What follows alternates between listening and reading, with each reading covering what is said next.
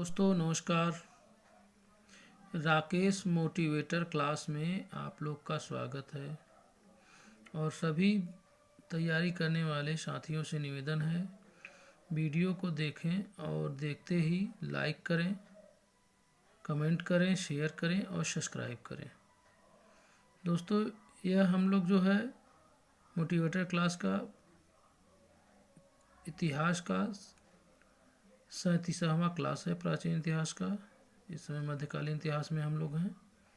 यह देखिए हम लोग लोधी वंश पढ़ रहे हैं साथियों। तो लोधी वंश में हम लोग आगे बढ़ते हैं। लोधी वंश की स्थापना बहलोल लोधी ने 1451 ईस्वी में की। वह बहलोल शाह जी गाजी के नाम से दिल्ली के सिंहासन पर बैठा तथा अपने नाम का खुतबा पढ़वाया। इसकी सबसे महत्वपूर्ण विजय जौनपुर की थी। बहलोल लोधी ने हिंदुओं के प्रति धार्मिक कट्टरता का व्यवहार नहीं किया। उसके दरबार में कई प्रतिष्ठित हिंदू सरदार थे। राय करण सिंह, राय प्रताप सिंह, राय नरसिंह, राय त्रिलोकचंद, राय दादू। उसने बहलोली नामक चांदी का सिक्का चलाया जो उत्तर भारत में अकबर से पूर्व विनिमय का मुख्य साधन था। बहलोल लोधी ने अपनी मृत्यु के पहले ही अपने तीसरे पुत्र निजाम खां को अपना उत्तराधिकारी नियुक्त कर दिया था, किंतु कुछ सरदारों ने इसका विरोध किया, जिसका मुख्य कारण था कि निजाम खां की मां जयबंद एक सुनार की पुत्री थी। कुछ शक्तिशाली सरदारों ने निजाम खां का साथ दिया और 17 जुलाई 1489 ईस्वी को निजाम खां सुल्तान सिकंदर शाह लोधी के नाम से सिंहासन पर बैठा। बहलोल लोधी वंश का महानतम शासक था। 1504 ईस्वी में सिकंदर लोधी ने राजस्थान के शासकों पर नियंत्रण के ध्येय से यमुना नदी के किनारे आगरा नामक नवीन नगर बसाया और इसे अपनी राजधानी बनाया। सिकंदर शाह अत्यधिक परिश्रमी और उदार एवं न्यायप्रिय शासक था। उसने कृषि और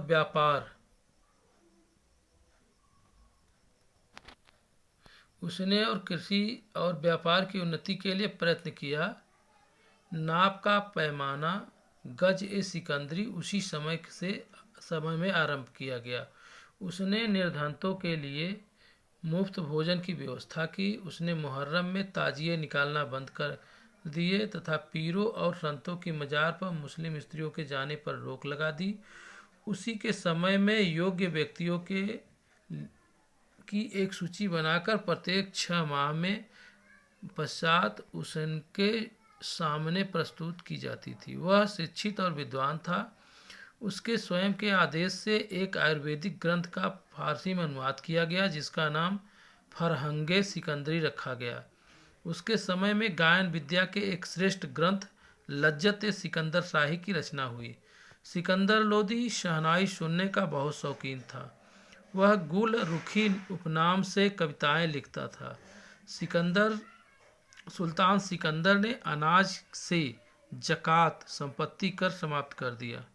1518 ईस्वी में महाराणा सांगा और इब्राहिम लोदी के मध्य खतौली का युद्ध हुआ। इस युद्ध में इब्राहिम लोदी पराजित हुआ और पानीपत का प्रथम युद्ध 21 अप्रैल 1526 को बाबर और इब्राहिम लोदी के मध्य हुआ था।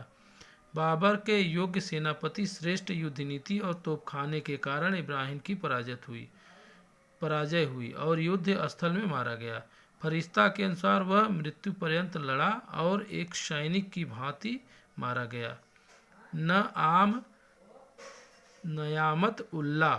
नियामत उल्लाह के अनुसार सुल्तान इब्राहिम के अतिरिक्त भारत का अन्य कोई सुल्तान युद्ध स्थल में नहीं मारा गया है। दोस्तों इसके बाद हम लोग जो है प्रश्न पढ़ते हैं। निम्नलिखित सल्तनत शासकों में से कौन अफगान मूल के थे? तो यह थे लोधी।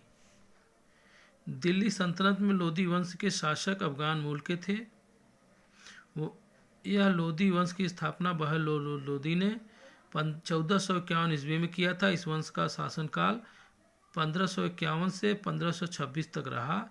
अंतिम लोदी शासक इब्राहिम लोदी था, जिसको 1526 में पानीपत के युद्ध में पराजित करके बाबर ने मुगल वंश की स्थापना की। दिल्ली की राजगद्दी पर अफगानों के शासन का निम्नलिखित में से कौन सा एक सही कालक्रम है? तो यह है बहलोल खान लोदी, सिकंदर शाह, इब्राहिम लोदी।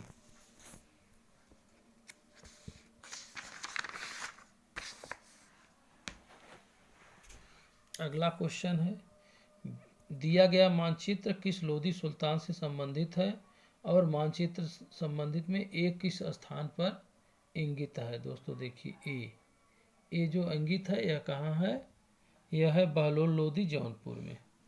अगला प्रश्न है, महाराणा सांगा ने इब्राहिम लोदी को किस युद्ध में पराजित किया था? तो खतौली के युद्ध में पराजित किया था। दोस्तों 1518 ईस्वी में महाराणा सांगा और इब्राहिम लोदी के मध्य खतौली का युद्ध हुआ था। इस युद्ध में इब्राहिम लोदी पराजित हुआ था। निम्नलिखित में से किस सुल्तान ने एक नगर बसाया जहां अब आगरा है? तो यह है सिकंदर लोदी। किस मध्ययुगीन सुल्तान को आगरा शहर की नींव डालने एवं उसे सल्तनत की राजधानी बनाने का श्रेय जाता है? तो यह है सिकंदर लोदी। आगरा नगर की स्थापना किस शासक ने की थी? तो सिकंदर लोदी ने किया था। निम्नलिखित में से किसने गुलरुखी उपनाम से अपनी कविताओं की स्थापना की? तो सिकंदर लोदी ने की। निम्नलिखित में से किसने आगरा की स्थापना की थी? सिकंदर लोदी ने की थी। निम्नलिखित सुल्तानों में से कौन अन्य के ऊपर कर समाप्त करने के लिए जाना जाता है? तो यह है सिकंदर लोदी। सिकंदर लोदी ने भूमि के मापन के लिए एक समान गज का प्रचलन किया, जो गज-ए-सिकंदरी के नाम से प्रसिद्ध हुआ। इस गज का प्रयोग कालांतर में शेर शाह तथा अकबर प्रारंभ में 31 वर्ष ने अपने शासनकाल में किया। सुल्तान सिकंदर लोदी ने अनाज से जकात संपत्ति कर समाप्त कर दिया। सभी इतिहासकार उसे शासनकाल में सल्तनत की समृद्धि का वर्णन करते हैं। इनमें से कौन गुलाम वंश का नहीं था? गुलाम वंश का इब्राहिम लोदी गुलाम वंश का नहीं था। इसी के साथ यह लोदी वंश समाप्त होता है। दोस्तों तब अगले वीडियो में आप सभी लोग का स्वागत है, और इस अगले वीडियो में हम लोग विजयनगर के बारे में पढ़ेंगे। दोस्तों तब तक के लिए नमस्कार। आप लोग देखिए, सब्सक्राइब करें और दोस्तों में शेयर करें। और सबसे विशेष निवेदन है कि अगर किसी भी मित्र को कोई कमी दिखाई देती है तो तुरंत यह जो है हमें जो है कमेंट करके बताएं। दोस्तों नमस्कार।